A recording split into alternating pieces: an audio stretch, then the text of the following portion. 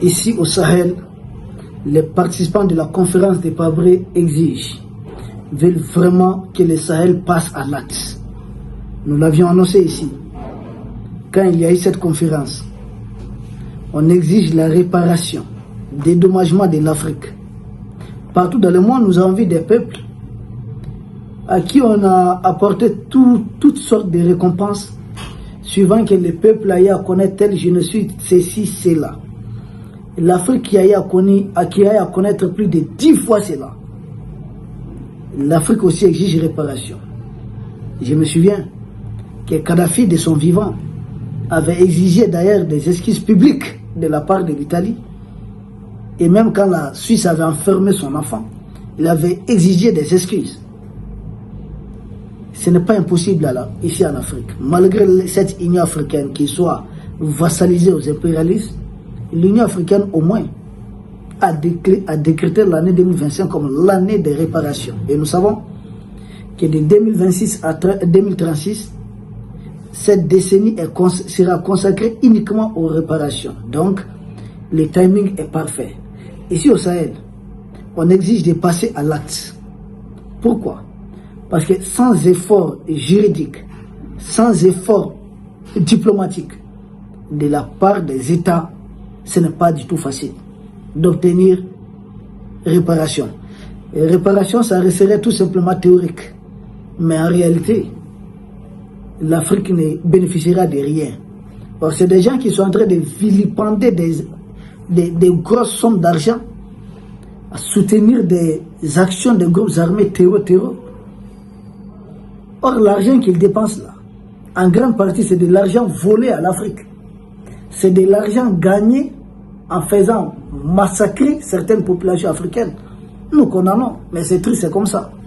Donc, on exige réparation, on exige dédommagement. Ce n'est pas compliqué. Pour nous, tout partenariat avec les anciennes puissances impérialistes qui ont eu à saigner l'Afrique doit passer d'abord par le fait que ces puissances doivent reconnaître leur forfaiture, leurs crimes. Parce que les crimes, les dégâts sont là. On peut le constater, ils sont très très nombreux. Exploitation des ressources naturelles et humaines. Nous avons perdu des millions de nos ressortissants. Destruction de nos économies locales. On avait notre économie à nous. On avait notre système d'administration. Ils sont venus, ils ont cassé ce système, ils ont apporté un système qu'on ne parvient pas à maîtriser. Nous ne parvenons pas à nous adapter. Résultat, comme conséquence, ils décident de faire la guerre à tout pays qui ne doit pas appliquer leur système importé de la façon dont ils veulent. Mais ça ne colle pas à notre culture, ça ne colle pas à notre identité. Mais ils exigent d'imposer. C'est pourquoi tout partenariat doit d'abord passer par ça. Il faudrait qu'ils reconnaissent d'abord qu'ils ont eu à commettre des crimes. Ce n'est pas une mission civilisatrice. Nous n'étions pas des animaux. Nous étions dans des États bien organisés, des États bien structurés.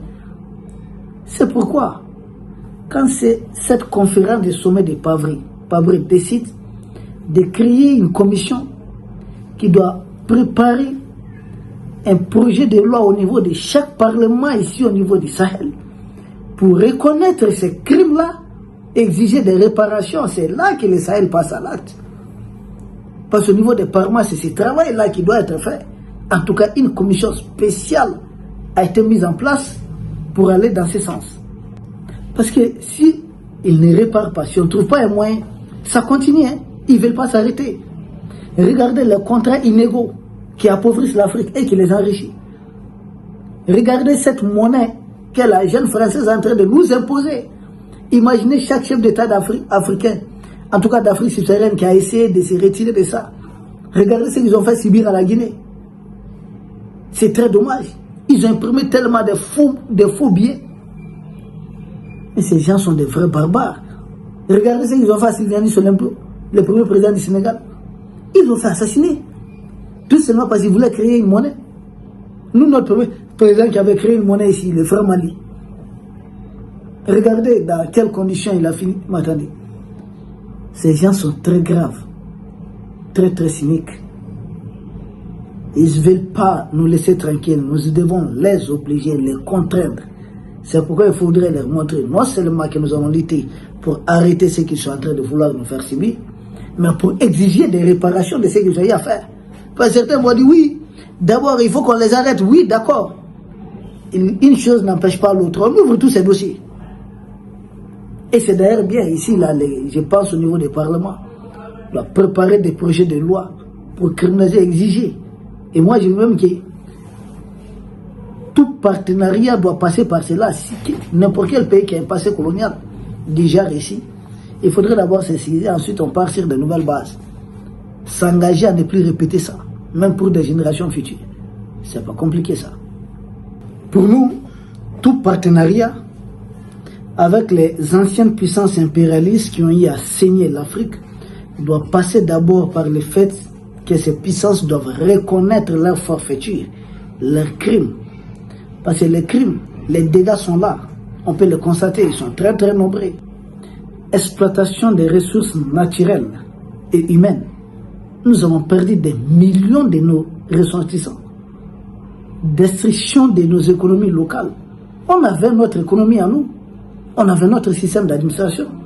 Ils sont venus, ils ont cassé ce système, ils ont apporté un système qu'on ne parvient pas à maîtriser. Nous ne parvenons pas à nous adapter.